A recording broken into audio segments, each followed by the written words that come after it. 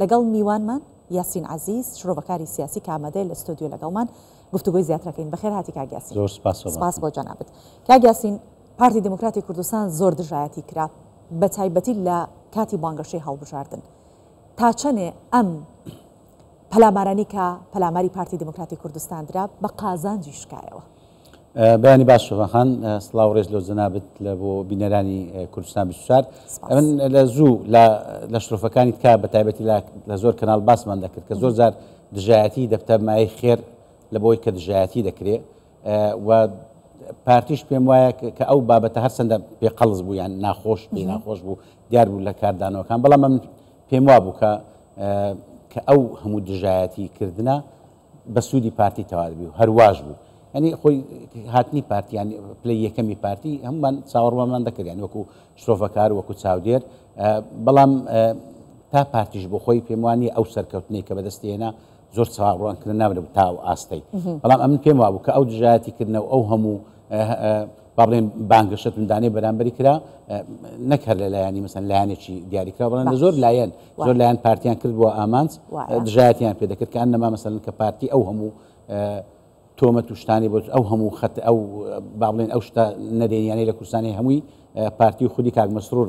تەحملی دەکا، بەڵام ئەو دیار بوو وابوو کە پارتی سوودی لێوەگری و بە لایەنی چاکە بۆ پارتی گەڕاوە و دیار بوو لە ئەنجامە بەرایەکان وا پیشان دەکە پارتی سوودەش چاچی لەو هەڵمەتە دژێکردنەی دژایەتیکردنەی وەرگرت. باش، پرسیارەکە باوا لێ بکەین وەلعەکس و صەحیح، با عەکسیکەینەوە.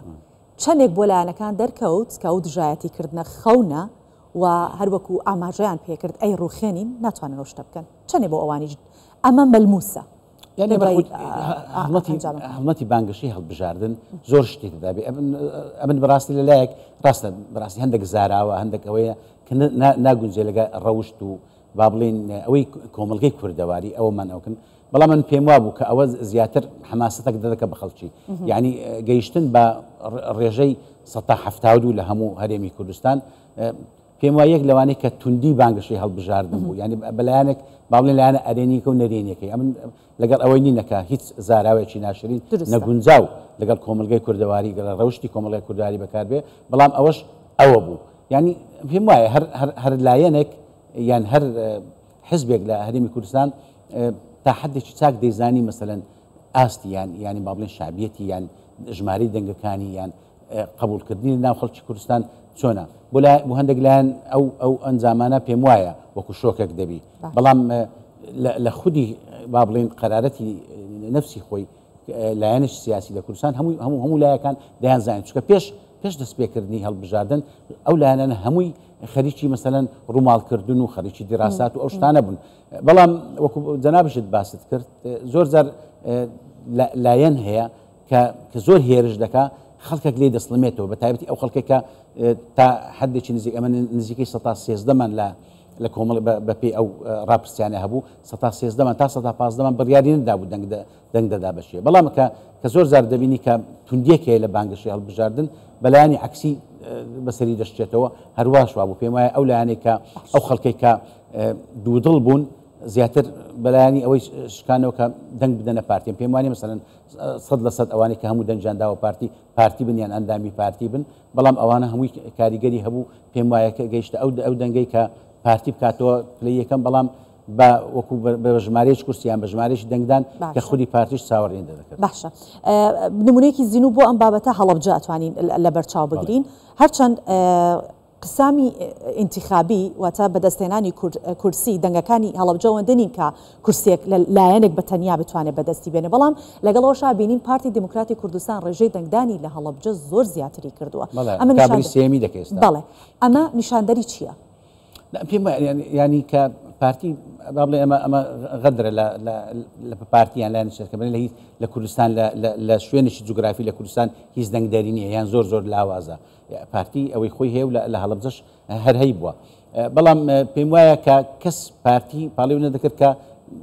با بڵێ منافسەی کورسێک پێ لە هەڵەبجە. کاک یاسین هەر هەی بووە، بەڵام ئەگەر بگەڕینەوە بۆ هەڵبژاردنەکانی پێشووتر بۆ 2018 بۆ پێشتر کە هەڵبژاردن نەکرا لە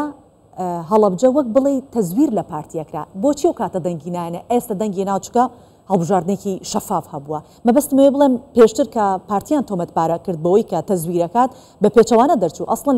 لە هەڵەبجە تەزویر بەرامبەر بە پارتی کراوە سوبخان زۆر جار لە کەناڵە عەربیەکان لێمان دەپرسرا کە چی زۆر باشە لەو هەڵبژاردنەی هەرێمی کوردستان کە دەکرێت ئەو جارە پەرلەمان گوتمان کەوەیە کۆمیسیۆنی عێراقی سەرپەرشتی دەکات چکە زۆر جار بەڕاستی کە لە ئەنجامی هەڵبژاردنەکانی پێشوو دەیانگۆ کاکە ئەوە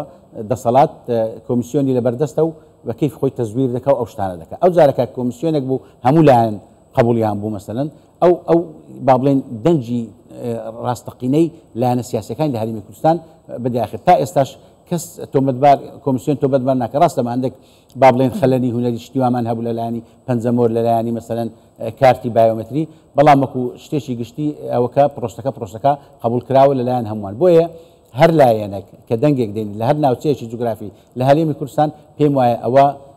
واقعی خۆیتی یان بوونی خۆیتی لەو ناوچەیە پارتیش کە لە هەڵەبجە هێنای یان لە سلێمانی خۆ لە سلێمانیش بەڕاستی ینی وەکو چاودێر وەکو ڕاپرسیەکان ینی ئەوەی نەکرد کە پارتی منافسەی 4 کورسی بکە بەڵام منافسەی 4 کورسی دەکات بۆیە پێم وایە کە ئەو بابەتانی کە زۆر جار لە بانگشەی هەڵبژاردن باز دەکەن لە ڕاگەیاندنەکان باز دەکەن وەکو جەنجی دەرونی یان وەکو هەر بابەتێش کرد ئەمە سندوقی هەڵبژاردن ئەوانە هەمووی یەکلا دەکاتەوە و پێمان دەڵێ فلان لایەن لە فلان شوێنی جوگرافی ئەوەندە بوونی هەیە ئەوەندە لایەنگری هەیە ئەوەندە دەنگی هەیە زۆر باشە کاگیاسین شتێکی دیکە هەبوو لایەنەکان پەنایان بردە بەغدا پەنایان بردە بەردادگای فیدراڵی داوایان کرد یاسای هەڵبژاردن بگۆڕێ داوایان کرد هەرێمی کوردستان دابش بکرێت بەسەر 4 بازنە ئیتر هیچ بیانوێک نەمایەوە کە بڵێن پارتی دموکراتی کوردستان ئەو دەنگانش کە پێشتر هێناکی بە ئێستاشەوە حەقی خۆی نییە دروستە ڕاست چونکە ئەگەر بێن و ئەمە ئەو دەنگانی ئێستا پارتی تا 38 کورسیش باڵێن جارێەوە ئەنجامەکان بەرایینە تا 38 کورسی بێنی لەو هەڵبژاردنەی هەمان دەنجی هەڵبژاردننی پێشترە کەس لە 111 کورسی بوو ئێستا لە 100 کورسیە بۆیە پێم وایە کە ئەوەش وادین کە دەنگەکانی پێشتریش هەر ڕاستەقینە بووینە بەڵام ئەم جارە ئەمە پێویستمان زۆر زار بێ خەڵک کەروایە تەبیعەتی ئینسانی وایە کە حەزی لێ بەخۆی بە چای خۆی شتەکان ببینی یان زۆر زار باوەڕ ناکە بەولا بەڵام کە شتەکان دەبینی بۆیە پێم وایە ئەنجامانی ئێستا تەواو با بڵێن تعبیر لە واقعی سیاسی هەرێمی کوردستان دەکە واقعی لایەنەکان دەکە ئێستا پێم وایە کە لایەنە سیاسیەکان پاش دەرچوونی ئەنجامە کۆتاییەکان با بڵێن ئەو ئەنجامە کۆتاییەکان کە وەکو ئەزمموی خۆمان زۆر زار نزیک وەلو ئەنجام ببراییانە کە هەر کەسە واقعی خۆی بزانی هەر کەسە و با بڵێن ئاستی خۆی بزانی هەر کەسە و ئەندازەی بوونی لەنێو خەڵکی کوردستان بزانی تا بتوانین ئایندەی کوردستانی لەم ڕۆڕا ئایندەی کوردستان لە پێشمابی لایەنە سیاسیەکان ئەوەی تا دوی نێژ بوو لە بیری بکەن قۆناغێکی نوێ ئێمە هەرێمی کوردستان لەژێر هەڕەشەی زۆرین ناوچەکە لەژێر بارودۆخێکی زۆر ناخۆشدایە پێم وایە لایەنە کوردستانەکان ئێستا دەبی کوردستانیانە زیاتر بکەنەوە لەوەی کە حیزبی یان شخصی بیریان دەکردەوە زۆر باشە قسەیەک هەبوو لە ناو هاوڵاتیانی هەرێمی کوردستان بۆی ئەمێ بەموردیە باسی بکەم کە دەیانوت ئەگەر پارتی دموکراتی کوردستان لەگەڵ سینیش هەڵبژاردن بکات هەر پارتی دموکراتی کوردستان دەباتەوە مەبەستیانەوە بوو کە سەختەکاری ئەکرێت بەڵام من بۆ نمونە یەکێکم هاوڵاتیەکی کوردم و کوردستانیم ئەو پەنجەی منە من دەنگم نەداوە چکە من کەرکووکیم بۆم نییە دەنگ بدەم بەڵام ئەمان بینی لەلایەن لایەنەکانی ترەوە تەنانەت نەتەوەی تریان هێنا بوو کارتی دەنگدانیشیان بۆ دروست کرده بوو ئێستا ئەم هاوکێشەیە لە لای خەڵک چی لێ هاتووە خەڵک چۆن لە پارتی دموکراتی کوردستان دەڕوانێت و ئومێدی چی هەیە بە پارتی دموکراتی کوردستان کە بەم شەفافانە بەم شەفافیەتە هەڵبژاردننی کرد سۆڤاخان کۆمەڵگەی کوردەواری کۆمەڵگەیشی عشایریە ینی ڕای لە خەڵکی بەهێز و بەقووەت و بە ئەوەیە تا بەیانی بانگەشەی هەڵبژاردن بکرێت ڕاستە بانگەشەی هەڵبژاردن کاریگەری دەبێ بەڵام من باسشم کرد دوێنێ لەو بانگەشەی ئەو جارەمان لەو بە دیارکە کە خەڵکی کوردستانەوە بە ئاسانی ڕای ناگۆڕی خەڵکی کوردستان حەزی لەلایەنی بەهێزە حەزی لەلایەنی ئەوەیە کە بتوانێت کە قسان دەکە قسەکان جێبەجێ بکە بۆ ئەم پێم وایە کە ئەو هەڵبژاردنە باشترین هەڵبژاردن بۆ لە هەرێمی کوردستان بووە و باشترین تعبیر بووە یان ڕەنگدانەوە بووە لە خودی بوونی لایەنەکان لە ناو جەماوەری خەڵکی کوردستان پێم وایە کە وەکو باسم کردیانی ئەوانەی کە باز دەکرێت ئەوانەی کە دەکرێت یان سەختەکاری دەکرا یان سەختەکاری نەدەکرا ئەو ئێمە ئەو جارە هەموو لایەنەکان بەشداریان کرد ئەمە زۆر جار بە هەندێک لایەنی سیاسیە کە ناویان ناڵێن مەسەڵەن کاکە پێمان دەگوتن وا زۆر مەڕۆن ئاگادار بن کاکە واقع ئێمە ینی ئەو خەڵکەی کە لە ناو خەڵکیە لە ناو بازارە لە ناو چینەکانی جەماوەرە لە ناو شارەکان دێودەسی ئەو زیاتر ئاگاداری ئەوەیە زۆر باوەڕ حتا بە راپۆرتە حیزبەکانی خۆشتان مەکەن کە بۆتان بەرز دەکرێتەوە کاکە ئێوە لە فلان شوێن وان و ئێوە لە فلان شوێن ئەوەندە دەنگەتان دەبی یعنی هەتا لایانی تازەمان هەبوو نوێمان هەبوو لە هەڵبژاردن بەداخەوە ئەوانشکە بەدوای ئەو تەواشەکانی حتا خودی قاعیدەکانی خۆیان کردبوون یا بڵێن لایەنگرەکانی خۆیان کردبوون ئێستا لە بەرامبەر واقعەتی نوێین لە هەرێمی کوردستان لەبیر بکەین کە پێنج جاری کەمە هەڵبژاردنمان کردی ئەو هەڵبژاردنی شەشەم بەڕاستی ڕەنگدانەوەی واقعی لایەنە سیاسەکان لە هەرێمی کوردستان دەبێت بەو ئەندازیانی بەو چاوە تەمەشای واقعی هەرێمی کوردستان بکرێت. زۆر چاکە بۆ بەغا باس بکەین ئەگەر باسی حکوومەتی فیدراڵی بەغا بکەین ئیتر لە مودە چۆن ئەبێ مامەڵەکانی لەگەڵ پارتی دموکراتی کوردستان زۆر زیاتر بگۆڕێ بێگومان پێشتر هەر کەسێک و چۆن ئەیوت وەکو شوێنێک چاویان لێکرد خێرا بۆ گلەیکردن خێرا لە دەرگای ئەوانیان ئەدا گلەییان ئەکرد چۆن ئەڵێ شەکوایان ئەبرد تەنانەت لەسەر قوتی هاوڵاتیانی هەرێمی کوردستانیش مزایدایان ئەکرد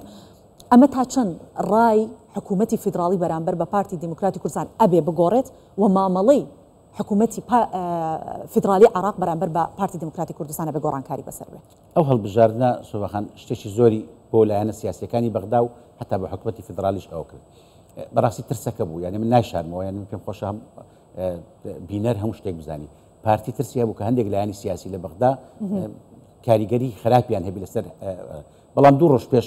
من وەکو زانیاری باسی دەکەم دوو ڕۆژ پێش ئەنجامدانی هەڵبژاردن ئەو لایەنە سیاسیانە سەرکردایەتی پارتیان ئاگادار کردەوە کە ئەوان بە هیچ شێوەیەک ناهێلن دەست لە کاری هەڵبژاردن هەبدێ و یان تەدەخولاتی وا بکرێت کە تەئسیر لە هەڵبژاردن بکرێت کە ئەو دەستکاریە نەبوو ئەو دەستێوەردانە نەبوو ئەنجامەکانمان دیت زۆر ئاسایی بەدیارکە پێم وایە کە لایەنی سیاسی لە بەغدا کە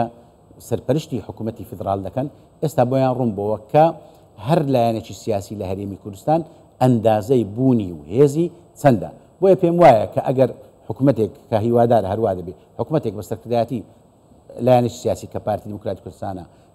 ئەو جارە لە هەرێمی کوردستان پێک بهێنرێ بەغدا پێم وایە بە واقعیانەتر بە جددیانەتر مامەڵە لەگەر ئەو واقع نوێیە کە لە هەرێمی کوردستان دەکا پێشتر ئەگەر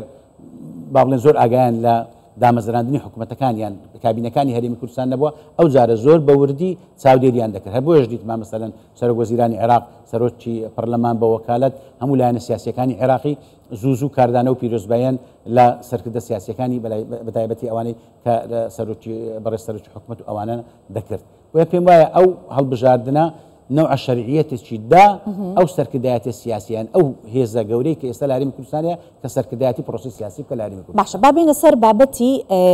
حکومڕانی بۆ 4 ساڵی ئایندا و بۆ کابینەی دەیەمی حکوومەتی هەرێمی کوردستان ئێستا ئەرکی کابینەی دەیەمی حکوومەتی هەرێمی کوردستان قورستر بوو یاخود بە شێوازێکی تر تا ڕادەیەک سوکتر و ئاسانتر بوو کە ئیتر ڕەنگە ئەوەندەی پێشتر دەست لە کارەکانی وەرەدرا ئیتر دەست لە کاری وەرنەدرێ یا قورستر بوو چۆنە؟ ئەو ئێستا بارەکان قورستر بووە بە تایبەتی بۆ کە خودی کاک مەسرور